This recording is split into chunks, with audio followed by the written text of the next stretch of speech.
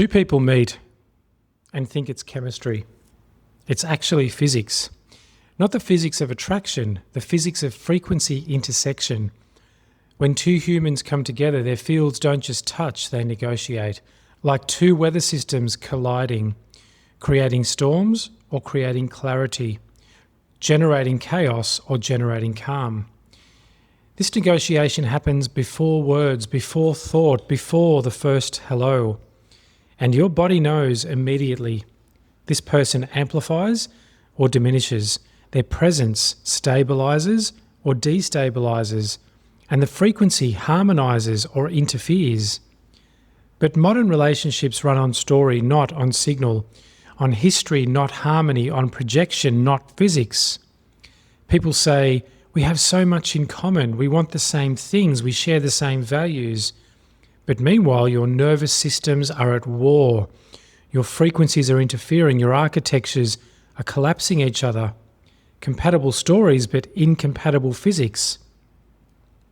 This is why relationships that look perfect fail, and relationships that make no sense thrive.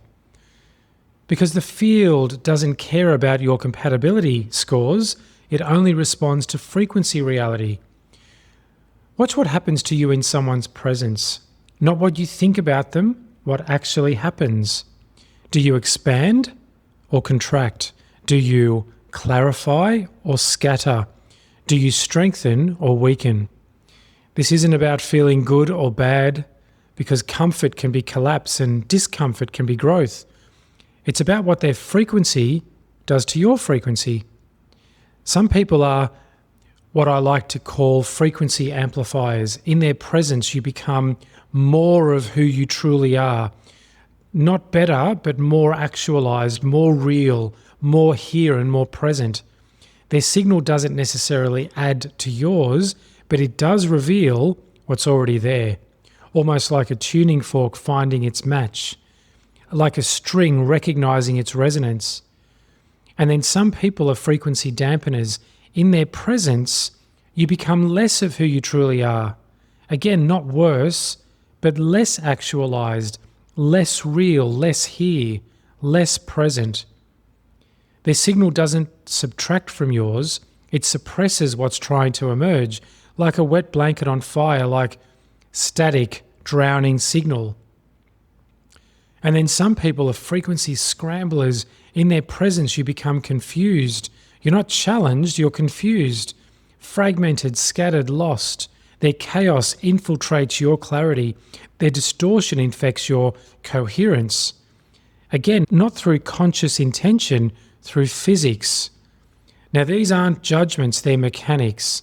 The same person who amplifies you might scramble someone else. The same presence that stabilizes you might stabilize another. Because it's not about them, it's about frequency intersection, about how two signals combine, and about what happens when two architectures meet. Think about your most destructive relationship, the one that nearly broke you, the one you barely survived. You weren't crazy or weak. Your frequencies were destroying each other, creating interference patterns, generating disillusion fields, building destruction into every interaction. Now think about your most generative relationship, the one that made you feel more of yourself, the one that revealed capabilities you didn't even know existed, the one that made you more yourself, the one that revealed capabilities you didn't know existed. You weren't lucky, you were blessed. Your frequencies were constructing each other, creating coherence patterns, generating amplification fields, building evolution into every exchange. The tragedy is that most people choose relationships from wound recognition, not necessarily frequency alignment. Your trauma recognizes their trauma. Your pattern matches their pattern. Your distortion fits their distortion, like puzzle pieces of pathology clicking together in familiar dysfunction, creating the appearance of completion through mutual damage.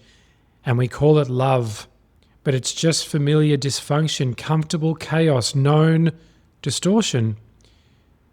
Real intimacy isn't about sharing wounds, it's about frequency coherence. Two clean signals creating cleaner signal.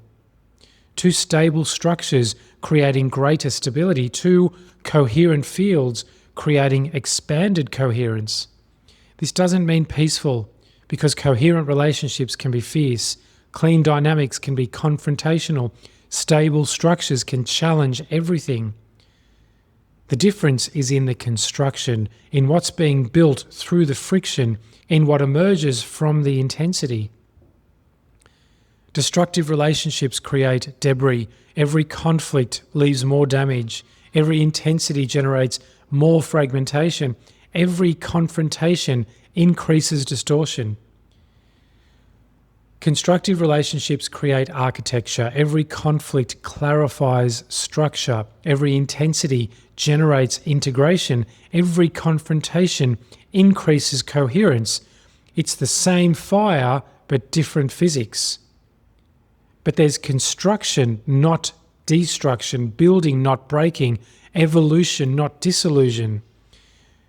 The relationships that last aren't the ones with the best communication skills or the most shared interest or the strongest attraction.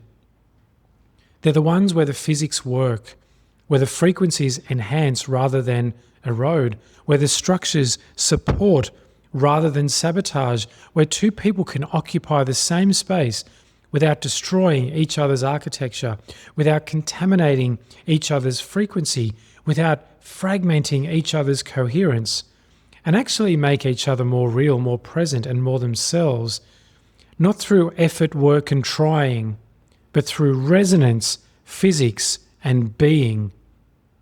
Stop choosing relationships from story. Start feeling them as frequency. Stop analyzing compatibility and start seeking resonance. Stop performing connection and start recognizing actual intersection. The physics will tell you everything before the first date, before the first kiss, before the first word. If you're willing to feel it, if you're able to trust it, if you can stop letting story override signal, your body knows, your frequency knows, your architecture knows. The question is, will you listen? Welcome to The Architect Speaks.